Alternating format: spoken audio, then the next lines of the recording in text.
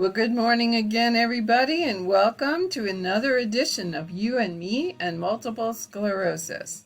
My name is Pam, and I've been living with multiple sclerosis for about 37 years, and I want to share with you some of the things that I've experienced and discovered along the way.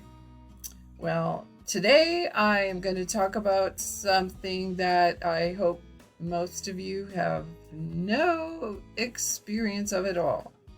It is probably the most dreaded symptom that is associated with multiple sclerosis, and that would be trigeminal neuralgia. Give me a like if you also deal with that.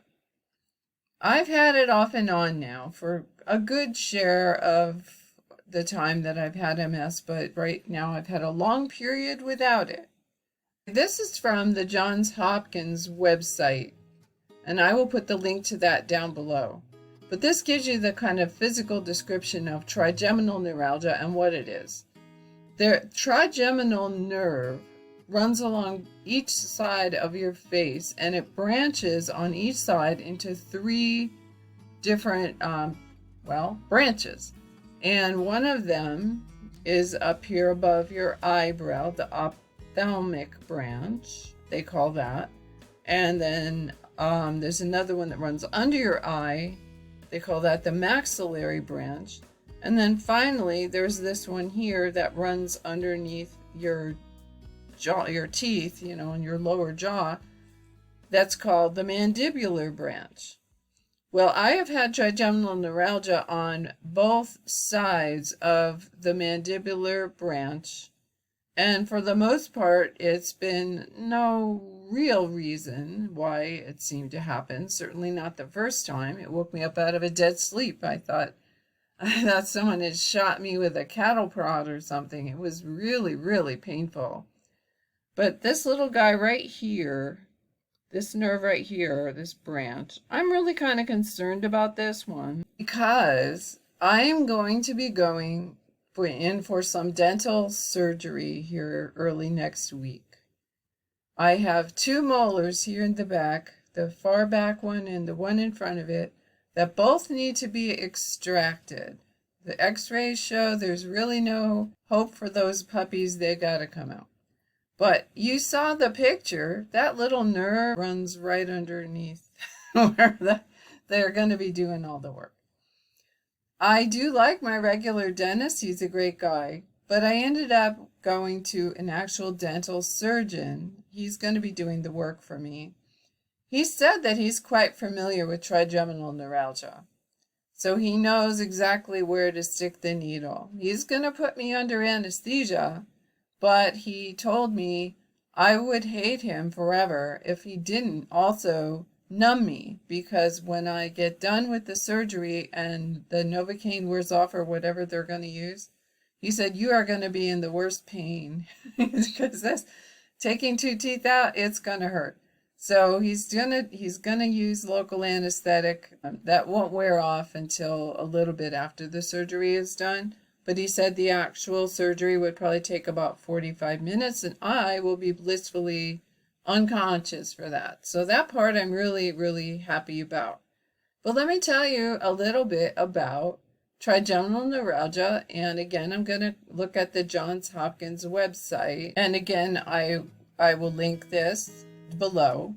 But here's what Johns Hopkins says about trigeminal neuralgia. And I'm not going to read this whole thing for you. You can go ahead and look at this site if you want to. But it says it hits people that are older than 50. I didn't quite make it to 50 on my first try. I was in my late 40s. And it is more common in women than men. Oh boy, just another great reason to be a woman, huh? Not only are you more likely to get MS, but you're more likely to get this. And you can see that the pain you see on that third bullet there, the pain is exceptionally severe. The intensity can be debilitating. In fact, before they knew a lot about things that they know now, it used to be called the suicide disease because when there was no relief for it, people would commit suicide because the pain was just unbearable. So trigeminal neuralgia is not fun, right? That's what the bottom line of this thing is. It's not fun.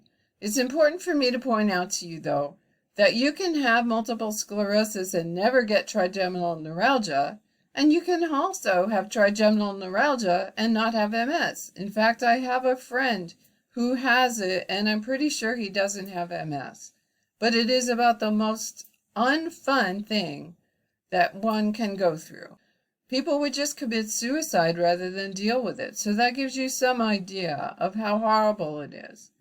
Well, rest assured, I have my trusty carbamazepine, better known by the brand name Tegretol probably.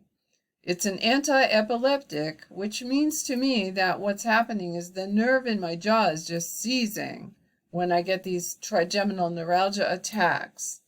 So I have a fresh supply of that I just had filled pretty recently, so it's pretty potent. So I am as ready as I can be for what's going to happen.